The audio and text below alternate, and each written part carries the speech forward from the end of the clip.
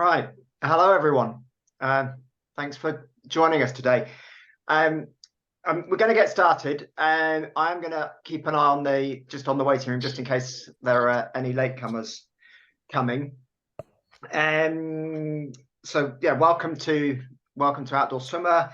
The way this is going to work, I'm just going to introduce the team very quickly, and then we're going to talk very, very briefly about our own winter swimming experiences, but not much. And then we're going to jump straight into your questions, which we've got a list of, and try and work our way through those all within an hour. Just a little bit of housekeeping. It's usually better if you keep on mute, just in case you get any background noise at your end. But obviously, if you want to jump in, if we're discussing something you've got some experience of, or you've got something to add, either raise your hand or pop something in the chat. Because we know everybody has experiences that are worth sharing. So, but just try to keep it on the actual topic we're talking about. And then once we've run through the questions you've sent in, if we've still got time at the end, we'll open it up to a sort of more free-flowing discussion and take any other questions. So that's it. Let's get started. So I'm going to introduce Ella. Can you give a quick wave? Ella is our current editor at Outdoor Swimmer magazine, and she's a very experienced winter swimmer, cold water swimmer. She actually took me for my first cold water swim at Parliament Hill, Lido, many years ago. 10 years ago. It was a few years ago. And then Jonathan, can you give us a wave as well, please? Jonathan is our previous editor, and he still works with us. He's a contributor, and he helps us out with all sorts of bits and pieces. Jonathan's also responsible for dragging me into a couple of winter swimming events against my will before I was more of a convert to winter swimming. And then we've got a couple of extra guests that I'd like to introduce if I can. Just very quickly, we've got Katia and Di, who are part of the safety team at Queenford Lake, who've agreed to pop in and join us. Obviously, working at the lake through the winter, they've got a lot of experience of supporting swimmers going through the winter in that environment. And so what I'd like to do, Ella, if you could tell us in about a minute or less why you love winter swimming and how you got into it and what you do. Okay. Love winter swimming. I'm a bit on the fence, and I actually wrote about that in the November issue, Introduction to the magazine. I have a love-hate relationship with winter swimming. I do it because I love swimming, and I love swimming all year round. But I do hate the swim admin that comes with winter swimming. You need a lot more kit. You need to be a bit more organised, and often spend a lot more time preparing than swimming. But once I'm in, and I'm in the routine of it, I do really love it, and you do get very much addicted to the zing. I've been winter swimming for 10 years properly, and I got into it because I joined a channel relay in 2012, and part of our training was swimming in very cold water at the start of the season in April, and then from there I just didn't ever want to stop. I really, really enjoyed it. So I've done it in various different ways. I've broken ice, and I've done events, but it isn't for everyone, and I think that is something that we should all be reminded of. Just because everyone else loves it doesn't mean you have to, and if you're not enjoying it, then it's definitely not worth doing it. So that's me. Okay. Jonathan. Hello, everyone. Picking up on what Ella said, winter swimming should be fun. That's basically, there's no point doing it if you're not having a nice time. So I started, this will be my 15th winter, I think, so 15th year of winter swimming. And I started when I lived in London, and I swam at Tooting Beck Lido. And I swam through the summer at Tooting, and my neighbour said, "Oh, you should swim through the winter." And I was like, "You're mad, that's a stupid idea." But jumped in on Christmas Day. There was a Christmas Day race, and I jumped in afterwards, and it was horrible. And I was like, why would anyone want to do this? But But yeah, I guess there's but since then I now live in the Lake District. So my kind of cold water swimming has changed very much. So swimming in Lidos, I think it's very different from swimming in natural bodies of water, especially in the cold. You haven't got showers, you haven't got changing rooms, you haven't got a nice warm tube station down the road. It's a bit more kind of out in the wilds. And yeah, I guess I'm a cold water addict, has to be said. I've got an ice bath in my back garden. I haven't had a hot shower for about 3 years. Yeah, I love it. But it's, I mean, I think there's a difference. Like reading your questions, lots of people are asking about distance and how long to stay in. But basically, you should just be doing it to enjoy it. It's a way to enhance your life. It's not for you know, if you want to do an ice mile, that's cool. That's something different. But I guess today we're talking about how to enjoy the cold and how to have fun. Okay, thank you, Jonathan. I'm not going to talk so much. I'm just going to show, when I've found my share screens, I'm just going to show a couple of pictures as my explanation. I'm hoping you can see this screen, the slide. I'm a much more recent convert to cold water swimming. Jonathan Ella bullied me into it to do a couple of events. I went under protest. It was only during lockdown that pools were closed. The only place for me to swim was the Thames, and I actually then discovered that it's really, really nice. Had a lot of fun, made some good friends swimming through the winter in the river. And one of the things I think I love about it, I mean, these two pictures, one was taken yesterday and the other was taken today. They're almost in the same place, and it changes every day, and there's something different to see every single day. So that's two pictures 2 days apart. It's like a completely different swim. And then of course I think being out in nature, you always get lots of things to look at. So these are all in the last 2 days. The swans flying overhead, swimming through the mist, and then the seagulls coming in. And it just, you know, doing that in the morning, it just sets me up for the day. So that's how I've got into it and have carried on doing it. So I'm distracted by people entering the room. So anyway, these are your questions.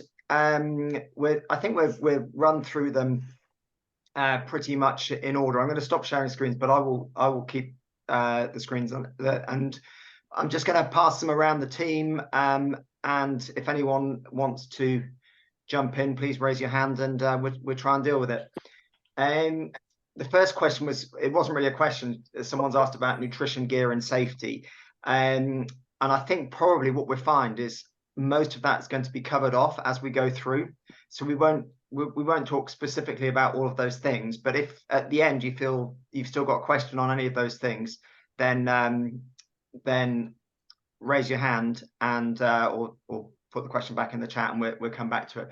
But I think the first one we had that Jonathan's already alluded to, and this is something that comes up a lot, is advice on length of time you can stay in the water. And this is we've written about this a lot in the magazine. There's this there was, for a while, there was a lot of people saying this rule of thumb where you swim for a minute in 1 degree, which is we've said we just don't agree with that as a guideline at all. But I'm going to pass that over to both Jonathan and Ella. Maybe Ella first. You can have a little. I mean, my thing, and I think like you and Jonathan, I stay in until I'm not having fun anymore, and long enough to know that I can get out and get warm and get on with my day without spending ages shivering and warming up again. That's my guideline. But Ella. Yeah, this is a really common question, how long to stay in. There's loads of like different theories and ideas. I think the 1 degree, 1 minute for every degree, one thing that's good about that advice is it's basically telling you the colder it gets, the less time you should be spending in the water, but it is a load of nonsense. The hardest thing with this is we cannot advise. It's so personal. And if you've never done winter swimming, it'll be something you need to learn about yourself as you go along. It's, you know, personally, I started to learn about certain things around my body when I know it's time to get out, you know, my fingers and things like that, which when wearing neoprene gloves and socks can sometimes not help, because my fingers and toes are actually warmer than they normally would be. But it's learning when it's right for you, and it's remembering that it isn't just about the time in the water, because even when you exit the water, particularly in you know, very cold air temperature and you know, windy, wet weather, your body will continue to cool even though you're out of the water. So it's also about thinking about the fact that you need to get dry and dressed before the shivers kick in, or, you know, can you tackle zips and fastenings and things like that? And there's lots of things you can do to plan for that. So all I would say is, if you're currently still swimming outside, just keep going as the temperatures drop so you can get used to it. And it's about learning what you can do. And also, you know, so many different things, like if I've eaten, if I've slept well, if the sun is out, even though it's a freezing cold day, if the sun's out, it can make a huge difference. So it's very variable. So it's about understanding how your body reacts and works in cold temperatures, and learning how to adapt to the different kind of ways of swimming in all weather, because it's not just cold water you need to deal with in the winter. It's the fact that you're often trying to get changed at the side of, you know, the body of water you've chosen, and there isn't sufficient shelter, etc. So you need to think about those things. I'm sure Johnny could add to that. Yeah, I mean, I guess as well as like the practicalities that Ella was talking about, I think like one of the most interesting things I think about winter swimming is how you learn about your own body and how about your own limits. So if you wanted to swim like a distance, if your goal is to like, well, actually I fancy doing an ice kilometer, then how you kind of work with like the wiggle room around when you're getting too cold and when you're fine. I find that really interesting. But I guess for most of us, we're not swimming because we want to do a distance.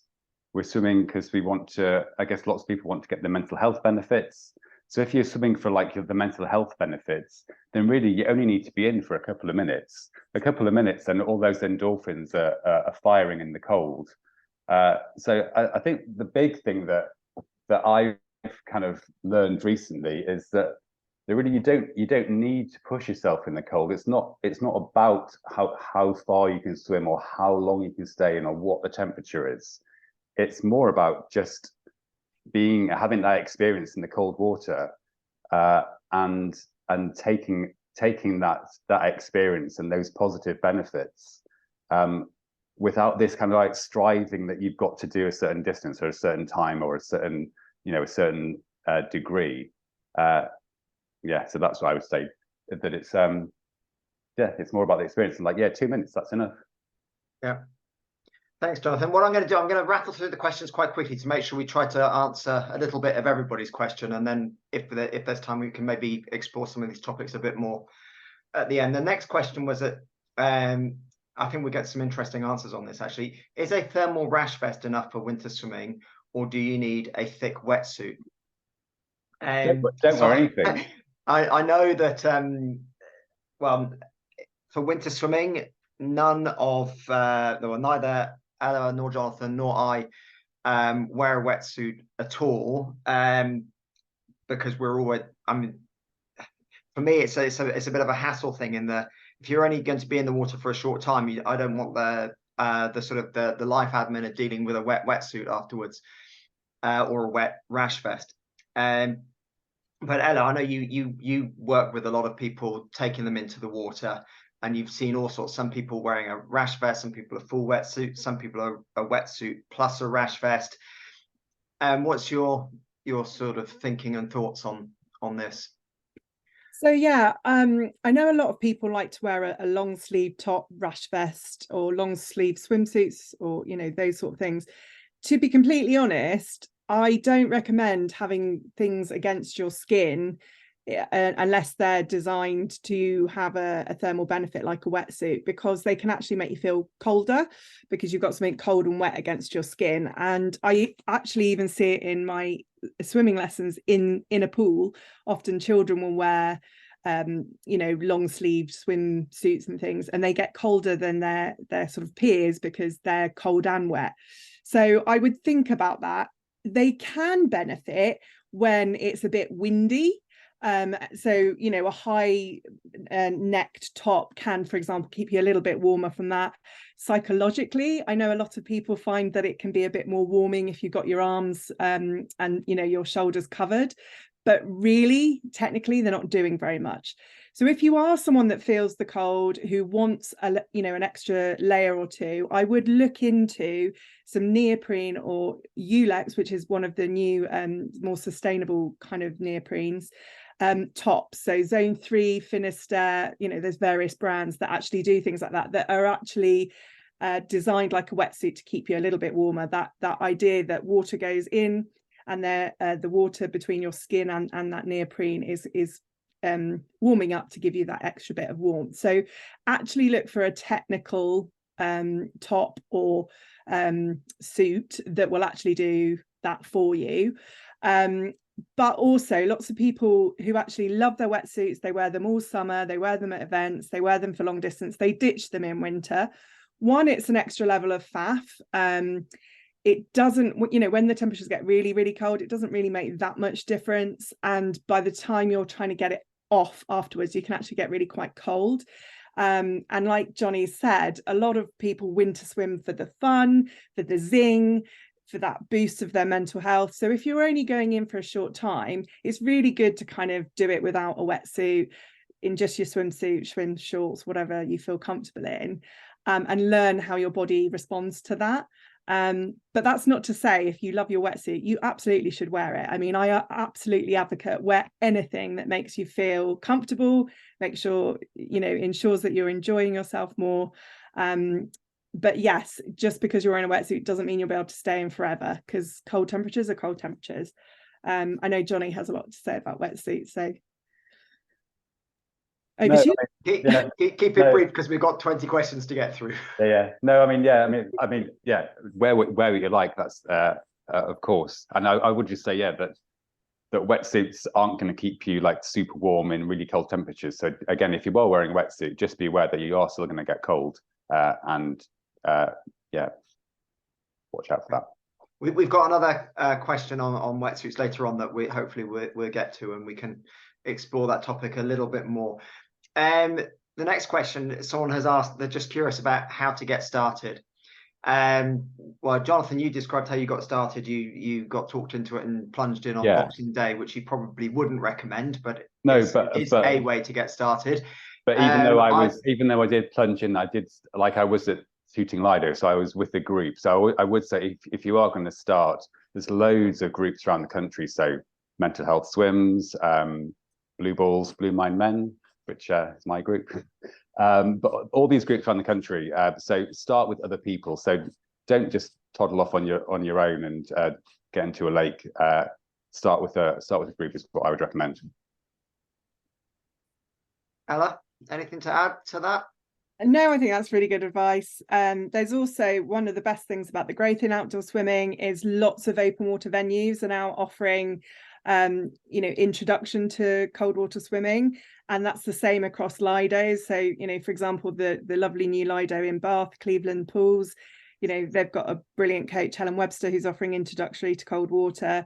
I know a lot of the lakes across the country are now doing intro sessions, so have a look at some of them, because they're run by really great coaches on lakes that provide proper facilities and lifeguards, etc. So lots of support. So if you're starting out, seek those sort of reputable venues that have proper lifeguard cover, because they'll be trained to support you if you're not feeling that great, in and around the water.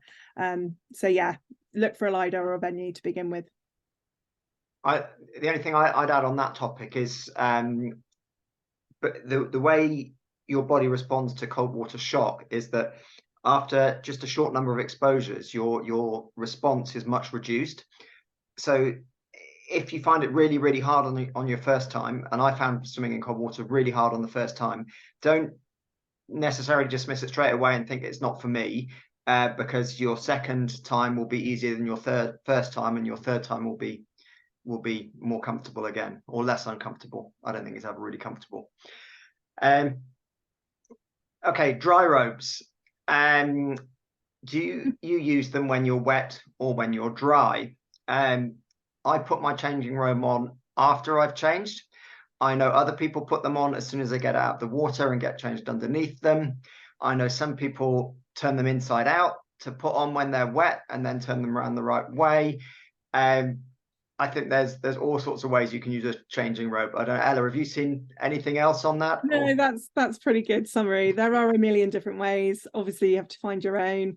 The one thing I will say is the worst thing you can do through winter swimming is to get out wet with wet things on you, put your dry robe on, and then hang around having a chat, because your body will be cooling, and just because you're thrown on a robe doesn't mean you're warm. And obviously, if you don't have another coat or set of warm layers to put on once you're dressed and your insides of your robe's going to be wet, you might not want to do that. Robes of all, there's so many different kinds now, and of all different sizes and shapes and colors and all different brilliant things. They are brilliant, and they're really good when it's pissing with rain and really blustery. They're a great thing to get changed under. They're designed to be weatherproof, but just think about how you're using that. If you haven't got one, I would actually recommend you spend that money on a really good coat. And when you get out of the water, you dry off with a towel, and then you get dressed as soon as you can, and then put your really good coat on, a nice down coat, like a long one that covers sort of your lower back and tops of your legs. Is brilliant. It's a lot warmer for you. The only other thing I'll say is it might be worth, if you wanted to get changed under something, is getting a toweling changing robe, so you can get changed underneath that, and it doesn't matter that that's wet. You can then roll it up and put it to the side. Okay. Ice cream headache. Who gets ice cream headache when they get into cold water? I definitely do. Tips on how to avoid it. It depends. So I've brought some things to show you, actually. So I don't use these anymore, but there are times when I've used things like this, because I find just the thermal extra layer and having something on my cheeks reduces the cold. I even once tried this, which is a full face balaclava, which does stop you getting ice cream headache, but feels awful to swim in, and you feel like you can't see. So I didn't really like that. I've also got this, which you can put around your ears on top of a swim hat. I think that can be quite good if you're maybe if you're swimming head up breaststroke, actually, and not to avoid ice cream headache, but just to keep your ears a bit warmer. So there's things you can put on, but if you're just swimming with with a normal hat, some people I've seen wear really fat goggles, like almost like a mask. It's a little bit of extra protection. I try to pull the hat down as low as I can, make sure it's covered my ears. Some people put in earplugs, which can help. There's little things that you can do to help. I haven't yet found anything that can prevent it completely, but I do know people that say they just don't get it, and I'm quite envious of that. Yeah. I mean, there's one way. There's a really easy way to not get it. Just don't put your head under the water. Yeah, so many people say the same thing. Like, really think about why you're even putting your head under. If you're training to do an ice mile or an ice kilometer, and you need to be getting down and get your front crawl in, fine. If you're just trying to get your winter swimmer kick, you don't necessarily need to put your head in. I agree with Simon. Some of the neoprene bonnets and hats are great. They just give you that extra warmth. A bigger goggle mask. I mean, the worst bit for me is right here in the center that gives me the ice cream head. But it's like anything, the more you do it, the easier it becomes. So if you really do want to get your head down and do front crawl in winter conditions, it's just do it more. I don't think it's bad for you to have an ice cream headache. That's, I think, what was part of the question. Should you avoid it? Up to you, I think. I don't think it's going to do you any harm. No. It's just uncomfortable. I'm just quite lucky I don't get it. You are. Yeah, you're one of those annoying people. That's why we invited you onto this call. Thanks. That is the same. So yeah. there are a couple of comments coming in the chat, so I hope you can see those. I won't read them out because I'm sure you can all find those yourself. Best places in London for winter cold water swimming. Well, I'd recommend the Thames just outside my house, obviously, because, well, that's where the pictures I showed you earlier. There are Lidos in London. Unfortunately, Tooting Bec is closed at the moment, but that's where Jonathan started his cold water swimming adventures. Parliament Hill is where Ella took me for my first cold water swim. There's the ponds on Hampstead Heath. There's Brockwell Lido. Royal Docks. Yeah, the docks. Beckenham And Park. the docks. Oh, and Beckenham Park. And there's a new I don't know where it is because there's a new venue with the same people who run Beckenham Park. That's nearer Dartford. There's also West Res. Is West Reservoir open in the winter as well? Yeah, over in Hackney. You can join the Serpentine Swim Club to Serpentine, but I think there's a wait list for that, but you can swim there. But the Lidos are really good in London. So Parliament Hill and Brockwell, sort of north and south there. There are London Fields and Charlton, but they tend to heat. So if you want a cold swim, they're great in winter if you want a warm swim outside. Just regarding the Thames, downstream of Putney, you're not allowed to swim. It's forbidden by the Port of London Authority, and I don't think you would probably want to anyway, because it's the tides are huge. It's very murky. The currents can run really fast. There's big boats going up and down there. I think if you don't mind coming a little bit out of London, once you get past Teddington Lock, there's actually quite a lot of places you can get in the Thames, and there are times when it's a really, really lovely place to swim. So that's on that. Okay, so we've got a question. I guess it's a bit related to the time question. This is someone who says, our first open water swim season. We did 2.5 kilometers per session over the last couple of months. So in the summer, should we target swim in winter or not? Or if yes, do you recommend to reduce the distance or keep up increasing the distance?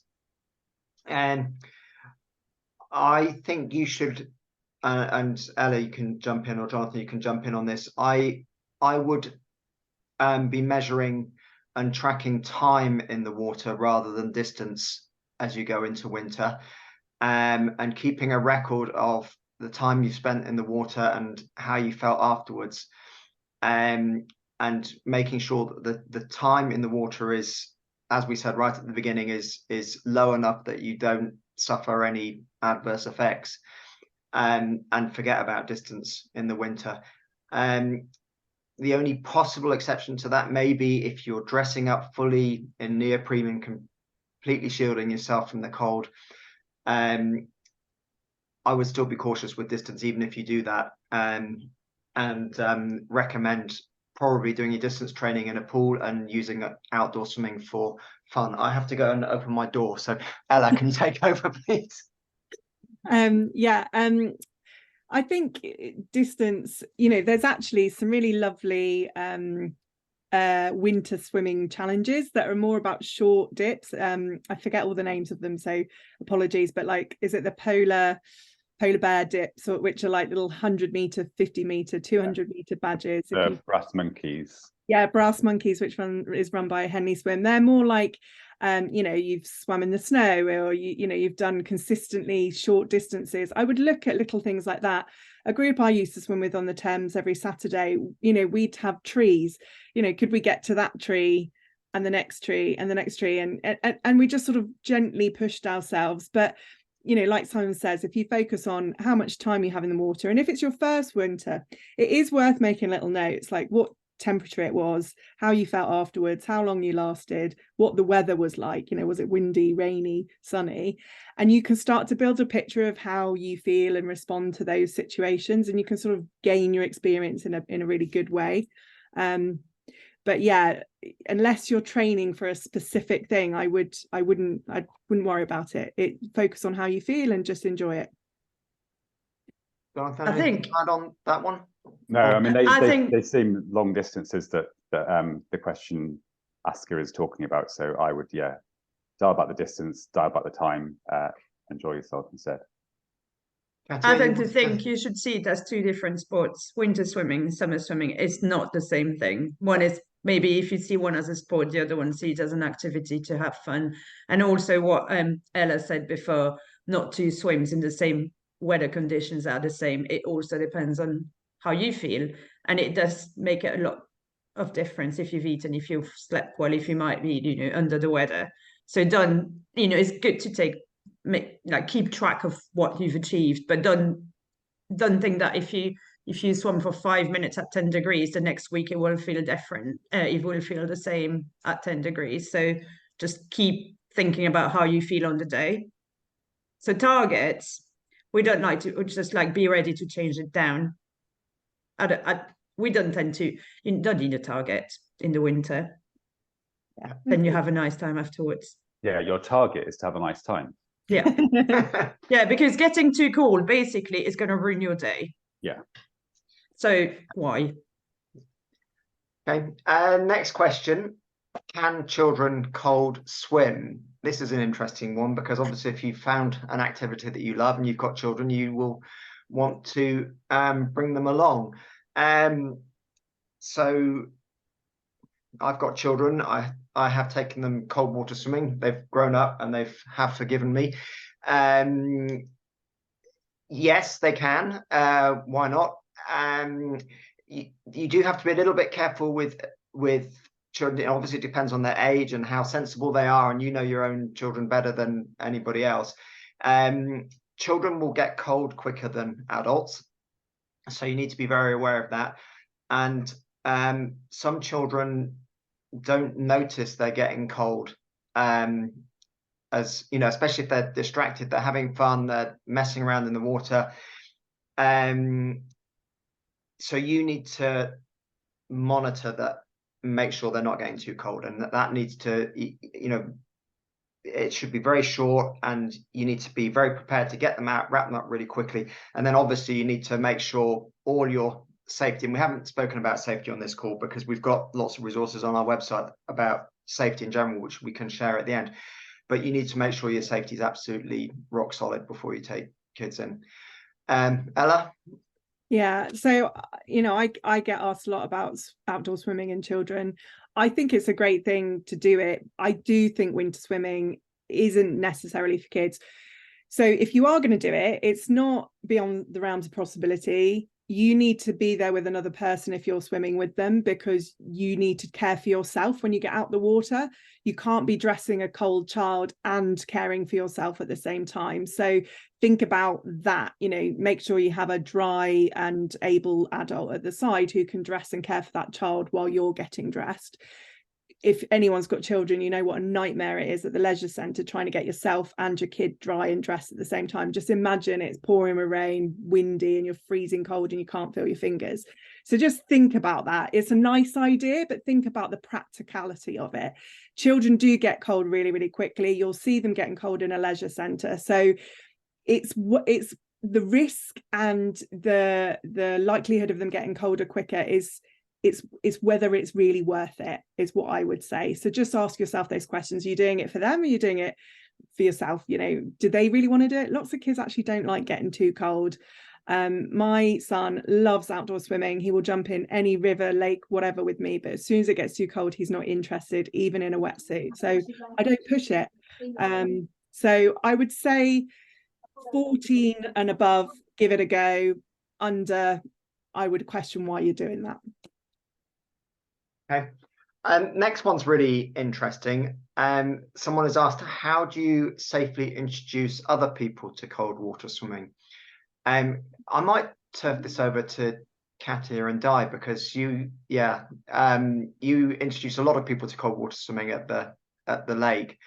How do you have a process for new people, or how do you introduce someone who's completely new to Okay. Di, do you want to go? Well, we bombard them with information before. No, we make sure they educate themselves a little bit so they know what to expect. They might choose to book a session with a coach that will one-to-one be in the water with them and monitor them at all times. Depends how Confident they might be or not. We have a team that will keep an eye on them if they're new, because we know they're new, and we will advise them to go short first, see how they feel, and then come back the next time and do a bit more. They know they've got somebody to call if they panic or, are in trouble. They know they don't have to go anywhere. They can always turn around and come back if they feel they're getting called, that sort of stuff. How do we, so that's the sort of support we have for them. But we are still a venue which has, like, we call it a mass participation. So you don't have one-to-one with everyone, but we have a good conversation with people. We watch them. So our people underwater will stop them and check they're fine, have a little word, because some people, if it's the first time, you might not realize if you're getting too cold. So it's about helping them find that, like, sweet spot.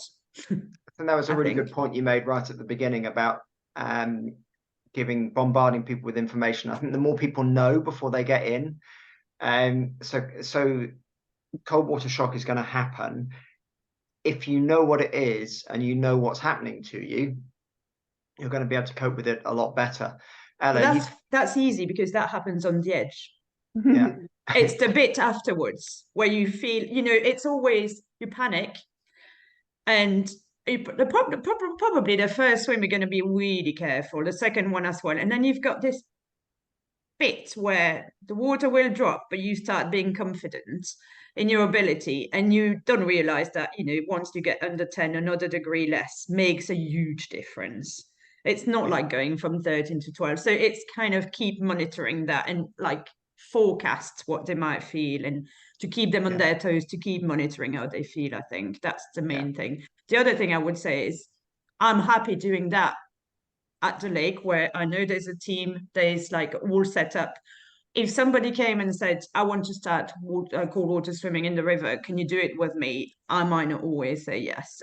It's a huge responsibility, I find. So you need to be, very confident to do that. You don't just say yes to please someone. Yeah, I was going to add to that. Because there's a lot of people that take, I'm new, I'm going with you. Two people that I knew, it's not a good recipe when it's really cold. So, it is a big responsibility. You need to know and plan for it. Yeah, I agree. I mean, there's lots of people who love outdoor swimming all year round, winter, whatever, and will happily be like, yeah, come along, come and join me. And they have all good intentions, which is great. But if you're that person joining that person, you need to think, well, what are they offering? How are they going to help me? You're going to have to accept your personal responsibility in that situation. If you're taking someone, you also need to accept that you're suddenly the expert. And it's not only about being able to go, oh, this is where we get in and get out. That's all very well. But you need to think, like, what happens if they don't respond well to the cold? What happens if they panic or they get out of their depth? Can you help them? Can you support them? There's reasons these venues and people are set up in the way, swim guides, coaches are set up in that way because they have been trained to support you. They should all have lifeguarding qualifications, so they should be able to help you in those circumstances.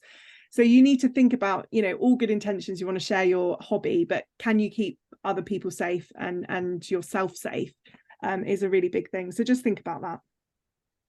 Yeah, I think there's one example that I always tell people, that I took someone swimming once at cold water shock. They got in it, they were screaming, they were yelling. They said, I hate you, why you've made me do this. I said, I didn't make you do this, you came. But then 2 minutes later, they were saying, oh, this is so amazing, I love this, I can swim forever. And I was like, it was actually a real battle to get them back out once they'd got used to got over cold water shock.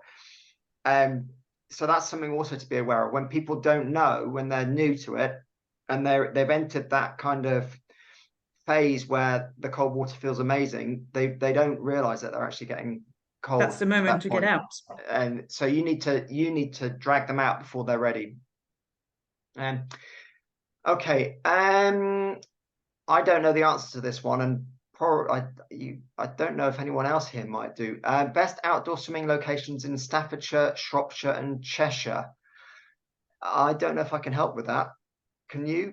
Not really. I would look on the Nauka website to see if there's any reputable venues nearby. Often if you put in where you live, swimming, and put it into Facebook, all kinds of groups pop up. But no, not off the top of my head. I know there's some groups in Shropshire who meet at, what's that National Trust place called, Carding Mill. So there's definitely a group around there. I think they're called Shropshire Wild Swimmers. They're really established, and they've got a good buddy sort of setup. But that's it. I would just put it into Google as well. Jonathan, anytime you're bombing up and down the M6 and the M5, have you passed any swimmers along the way? No, I have no idea, I'm afraid. Okay, sorry that we can't provide a better answer to that one. And so this, I did promise there was another question on wetsuits. Are thermal wetsuits worth getting? Do they make a difference? I get cold very quickly. I wear a wetsuit year round unless the water is over 25. In 15 degrees, I wear a thermal cap, gloves and socks. I really want to carry on, but concerned about getting really cold. I think there are some really nice sort of wetsuits that have a bit of a thicker lining. I think Orca do a thermal wetsuit. We haven't, Jo from our team tried it, and she's not on the call today.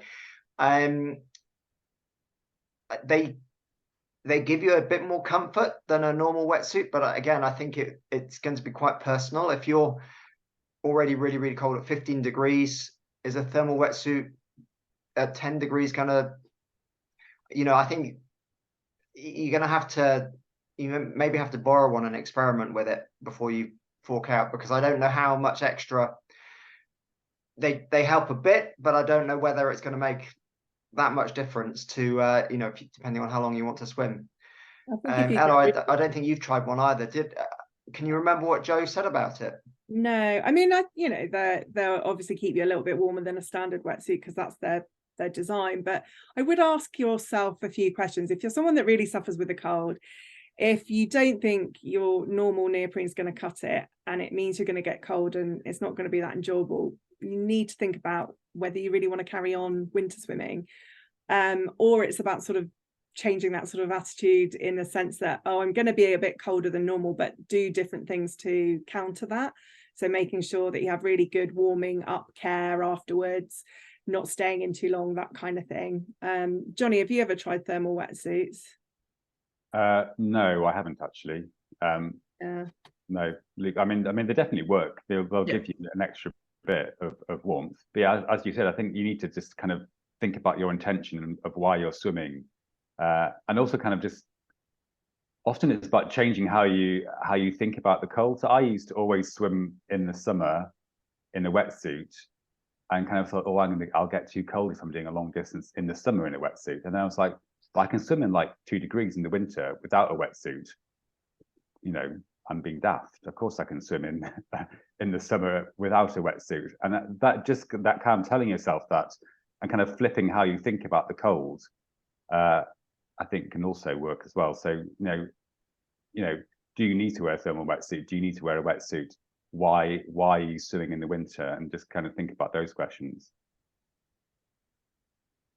I'm going to crack on, try and get through all the questions. I think we can make it, because we can meld the next two questions. How do you deal with cold shock, and what's the best way to slowly adapt to cold water swimming? And I think the one question has almost answered the other question here. Ella, do you want to take these two and meld them together and answer that comprehensively? Yeah. So when we talk about cold water shock, just for those who not maybe sure, it's just that really basic response that every single person will have, where you enter the water and it's cold and you gasp and then you keep gasping. This is often a problem, particularly in the summer, if you jump into the water and your body temperature is a lot warmer than the water and you have that effect under the water, and then that's when you get in trouble. And that's often why the RNLI and RLSS do a lot of work around watch out for cold water shock. When you're winter swimming, you can obviously mitigate that by walking into the water slowly but consistently, is what I say. So no walking in, stopping at your knees, putting your hands up in the air and chatting for 10 minutes. You want to be getting in with purpose, but slowly and comfortably.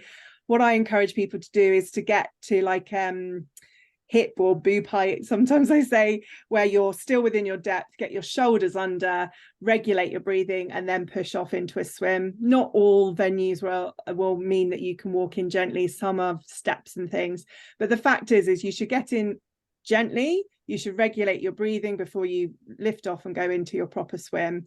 Everyone will have that response in different ways, and the more you do it, the more used to it you get. So that's one thing. In terms of, what was it? How long? Oh, how to best to slowly adapt to cold water swimming. So I would say, like I said at the beginning, start now while the water's still, lots of venues and rivers are about 15 at the moment. So basically trying at least once a week, go for an outdoor swim and keep going as it gets colder. And then when you're at the water, I would, if it's your first time, try 5 minutes or 2 minutes or 3 minutes, and then slowly build up that time in the water. But again, it really does depend on the weather and the circumstances and your body shape and all that kind of thing. So get some support, get some advice, get some company, and take your time. Okay. Okay, the next question isn't really oh, sorry, did you want to add something on that, John? I mean, just like cold showers often can help as well. So turn your shower to cold at the end of it.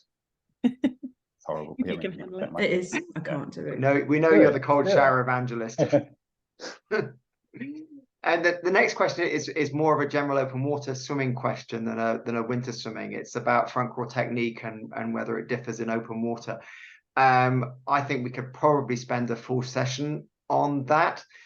So I don't want to get diverted by that now. I mean, the biggest thing is you need to look where you're going in open water swimming. So learning how to sight is probably the key thing on that. When it gets really cold, I stop doing front crawl, and I know a lot of people I swim with stop doing front crawl anyway, because they don't like putting their face in. I know Katia still swims front crawl and isn't bothered, but I think if you don't mind, we'll skip that one. If you want to email me separately, whoever, I don't know who asked that question, I can sort of point you in the direction of some of the things we've written and published about that one. And the next question I didn't know the answer to, but I did ask my partner, who's a doctor. The question is how to avoid bladder infections when swimming in cold water. So what I asked is there any particular risk with bladder infection and cold water? And she couldn't think of any reason why there should be. So I don't know whether that's if it's a cold or whether it's if it's swimming in perhaps polluted water. I don't know. Ella, have you ever come across this? A couple of people have sort of said this before. I think so. Swimming in cold water does make your liver work harder, which means we often need a wee, either once we're in, or often more annoyingly, once we get out, we really need a wee, because we're basically processing more fluids through the liver as we swim. So, getting hydrated afterwards is really good. I think if you are someone that's susceptible to it, maybe that kind of need to go to the toilet when your body's changing temperature might be exacerbated. But no, and not in this country. It can be common in like Thailand and India. And then you're encouraged not to wee when you're in the water. But to be honest, it's very rare, I think, as a situation here. What I would say is make sure you go to the toilet before you go for a swim, drink plenty of fluids, and have a shower as soon as you get out. Okay. 10 minutes left and 2 questions pre-asked, and then I think we'll open it up in the last 5 minutes. So this one, I don't know the answer to this one either, I'm afraid, but I've just got one small suggestion. It says, I have rheumatoid arthritis and would like tips on getting dressed quickly after a swim as I'm very cold and very stiff in the cold. And the one suggestion I might have on that is neoprene gloves. If you wear those when you're swimming, and then this is a common problem with lots of people, whether they have rheumatoid arthritis or not. When your hands get very cold, it's very difficult to get dressed anyway. So particularly once the temperature gets down into single digits, your fingers get very sort of fumbly and a bit useless. If you wear gloves, you can reduce that, and that enables you to get dressed quicker as long as you can get the gloves off quickly. So maybe experimenting with gloves, There's the old so that you can get dressed just quickly. The trick of making sure that all your clothes are in the right order. In the right order of so when you get out, you can just get dressed quickly in the right order. Don't bother with your pants because they're a faff to put on. So yeah, nice trousers are easy to get on, so like tracksuit trousers. Make sure all your kit is like easy to get on. So if you're wearing like woolen socks, put your socks on first, so then you can get your leggings or your trousers on quickly. Just thinking about things like that, thinking of how you can speed up your getting change process. And watch out for fastenings and zips and pockets exactly. and things. Yeah. Okay. And the last question we have pre-asked is about asthma, which we have actually we looked at this, and I'm going to share the article. I think is probably the easiest. We looked at this a few years ago in the magazine. Let's see if I can actually copy this. I'm gonna. Sorry, what I'm trying to do is copy the link to an article into the chat. So I get asthma, and so I'm trying to find the chat. What I try to do is, obviously, I think the first thing is to make sure your asthma is as controlled as it can be in your daily life, because the better it's controlled and managed, the less likely you're going to have problems when you swim. I think that the other with asthma, you can have this sort of exercise-induced or cold-induced bronchospasm. So when you get into the cold, that can trigger your airways to tighten, the bronchospasm, and that can give you asthma. I don't get that anymore, but I used to get that, and I found that just taking the Ventolin inhaler before I got in the water could help with that. I mean, I read the article in full, but I think that the other thing is just everyone's got to pace themselves when they get into open water, into cold water. If you have a medical condition like asthma, you have to take even more care and pace yourself and be very conscious about your process of getting into the water and making sure that you don't put yourself into any situation where you're likely to panic, for example, or if you find that your asthma has been triggered, that you can get out very easily. And I think if you put those reassurances in place, you'll probably reduce the likelihood of getting asthma as well. It's based on my experience. But have a look at the article I've just shared as well. Ella, I don't know. Oh, we've got no, go on if you want to go. It's a bit of a comment and a little bit of a question. So I have epilepsy, and I was in a group, I think it was they called the Blue Tits, and they were having great fun of one of those 100-meter swims. So obviously I think one of the tips is, if you are swimming with people, to tell them about your health condition, because they don't want to be in a situation where they see you panicking, a bit like what you were saying before. But one of the things to recognise, especially with epilepsy, it's not that when you're in the water when it's unsafe, it's when you're coming out, when the temperature drops, that people need to know about. People with epilepsy can swim, they just need to take extra precautions, probably like other sort of health conditions. So don't let it kind of stop you. I'm kind of an advocate, but just be mindful with any health conditions that you kind of just know what you're letting yourself in for, and that you just tell anybody that you're swimming with, so they get an understanding, because they want to know more before and not be frightened thereafter if you do have a seizure. Yeah, just no, a tip. that's true. No, that's a really great point. And actually, if you do have any kind of medical needs or things that are going on, it is worth just checking with your medical professionals before you start, if you've not done winter swimming before.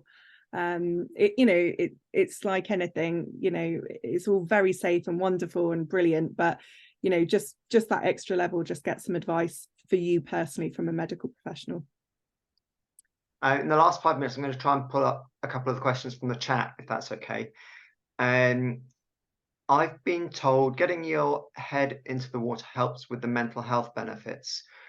I'm not aware of that. I haven't heard that. As far as I know, the health benefits from cold water swimming are the same if you immerse your body, or if you immerse your body and your head. I know, Jonathan, you always like to stick your head under the water when you finish a swim. I think, so some people just like it, but I don't think there's a need to. Yeah, I think you're right. But yeah, like you do get an extra zing if you put your head under, but whether that gives you extra benefits, I don't know. But yeah, it doesn't. I asked. It makes you happy at the time. Yeah, Exactly. Well, if you enjoy it. There's no additional benefit. Dr. Mark Harper, who's written a really good book about the cold water cure, and also, actually, funnily enough, when I interviewed Wim Hof, I asked him about ice cream head, and he was just like, just don't put your head under. That was his answer. So I really don't think you need to. Lots of swimmers say, oh, it doesn't feel like a swim unless I put my head under.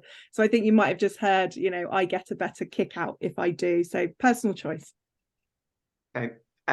Okay. The next question is about Raynaud's, and should people with Raynaud's avoid cold water swimming? Again, we've done some in-depth stuff on this on the website. I haven't got it to hand right now. But maybe Charles, if you email me afterwards, I'll dig that out. In essence, as far as I remember, there's no indication that it will make the condition worse. So cold water swimming might trigger an episode of Raynaud's, and we've seen that time and time again. People with the fingers have gone white. Some people, it causes them pain. I've just put it. And if it does cause you a lot of pain, I wouldn't do it. But if you can, my fingers go white in the cold. It doesn't cause me any pain, so it doesn't really bother me. There's no thinking. We did a survey and we asked people, does it make the condition worse or better, or about the same? And people very evenly split on that. But there's no, as far as we know, there's no medical reason why it should make it worse. It might just trigger an episode of it. I put the link in the chat to the. Oh, you found it already, have you? Yeah. Okay, that was quick work. Thank you. Can you describe water polo stroke? I've heard it's a good technique in open water. Water polo stroke is front crawl with your head up and looking forwards. In water polo, you sometimes swim with the ball and you keep your head up to see where you're going. It is a useful thing to know how to do, because if you're sighting, you're struggling to see where you're going, it can help you out in a difficult, in challenging conditions. In general, I think learning how to sight properly would probably be more advantageous than swimming water polo stroke. And again, I think that's more of a general open water question than a winter swimming one. It's quite hard work. It is quite hard work. You have to kick harder as well okay, greetings from Switzerland from someone who's now got to go, and you put in the thing on Raynaud's. And then what I'm going to share as well in the chat, just as we finish off, we have got a whole section on our website with all sorts of articles related to cold water swimming. So go and have a browse there and see what else you can find. And and if you're not already a subscriber, obviously we'd love it if you subscribe to the magazine and got a lovely copy of Outdoor Summer every month. I was going to wave one, but I haven't got one right in front of me. Ella, can you wave a copy of the? Yeah, November issue is all about cold water swimming. This is our October issue.